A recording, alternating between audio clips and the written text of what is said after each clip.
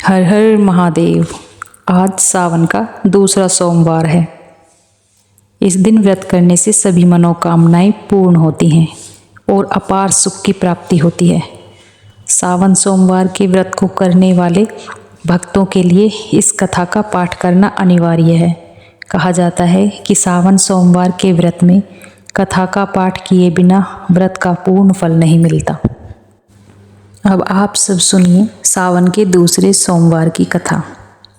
एक बार मृत्यु लोक में महादेव जी पार्वती के साथ अमरावती नगरी में आए। राजा ने वहाँ एक भव्य और मनोरम मंदिर बनाया हुआ था जो मन को शांत करता था। यात्रा के दौरान शिव पार्वती भी वहीं ठहर गए। पार्वती जी ने शिव से कहा, हे नाथ, आओ आज इसी स्थान पर चौसर पासे खेलें। इसके बाद खेल शुरू हुआ।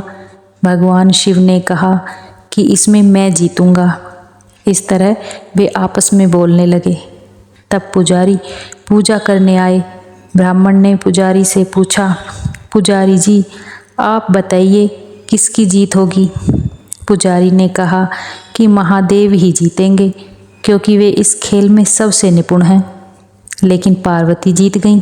पुजारी की इस टिप्पणी से आहत होकर माता पार्वती ने पुजारी को कोढ़ी होने का श्राप दे दिया। अब पुजारी कोढ़ी हो गया। फिर भगवान शिव और माता पार्वती दोनों वापस चले गए। इसके बाद एक दिन अप्सराएं उस मंदिर में पूजा करने आईं। अप्सराओं ने पुजारी से कोढ़ी होने का कारण पूछा। पुजारी ने सब कुछ बताया।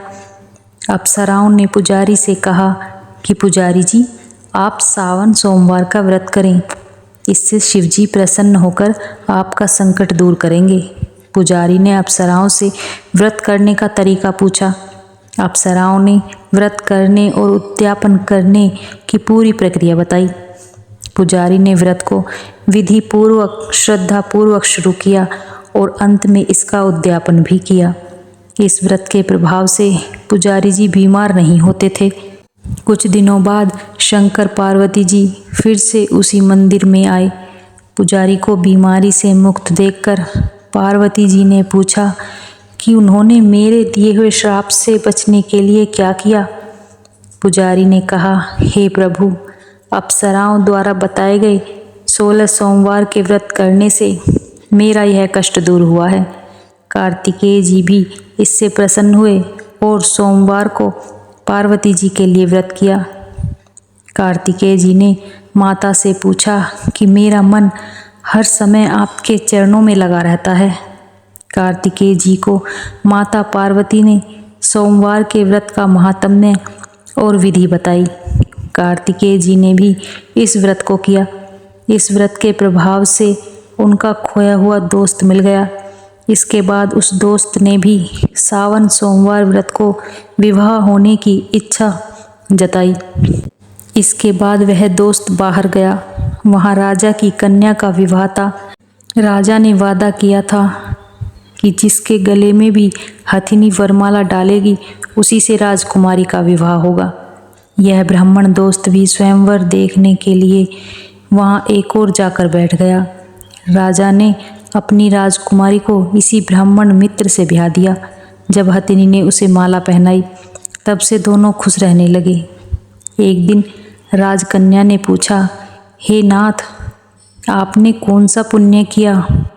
ब्राह्मण पति ने कहा कि कार्तिकेय जी के कहने पर मैंने सावन सोमवार को पूरी विधि विधान सहित श्रद्धा भक्ति से व्रत किया, जिसके फलस्वरूप मुझे तुम्हारे जैसी सौभाग्यशाली पत्नी मिली। अब राजकन्या ने सत्यपुत्र पाने के लिए यह व्रत पूरा किया और उन्होंने सर्वगुण संपन्न पुत्र प्राप्त किया। जब वह बड़ा हो गया तो उस पुत्र ने भी राज्य पाने की इच्छा से सोमवार का व्रत किया। राजा के देवलोक होने पर भी इसी ब्राह्मण पुत्र को राजगद्दी मिली। फिर भी वह इस व्रत को करता रहा। एक दिन उसने अपनी पत्नी से पूजा सामग्री शिवालय ले चलने को कहा, लेकिन उसने अपनी दासियों को भेजा। राजा ने पूजन पूरा करने के बाद आकाशवाणी से कहा कि अगर वह इस पत्नी को नहीं त्यागता तो उसे राजपाट से हाथ धोना पड़ेगा। दूतों ने राजा को आश्रम में रानी को देखकर बताया। तब राजा वहां गया और गुसाई जी से कहा कि यह मेरी पत्नी है महाराज, मैंने इसे छोड़ दिया था, इसे मेरे साथ चलने की कृपा करें। शिव जी की कृपा से वे हर वर्ष हर साल सोमवार का व्रत करते हुए खुश रहने लगे और अंत में दोनों को मोक्ष की प्राप्ति हुई। जो व्यक्ति सावन में सोमवार के व्रत को श्रद्धापूर्वक करता है, भगवान शिव की कृपा से उसकी सभी मनोकामनाएं पूर्ण होती हैं और उसे मोक्ष की प्राप्ति होती है। हर हर महादेव।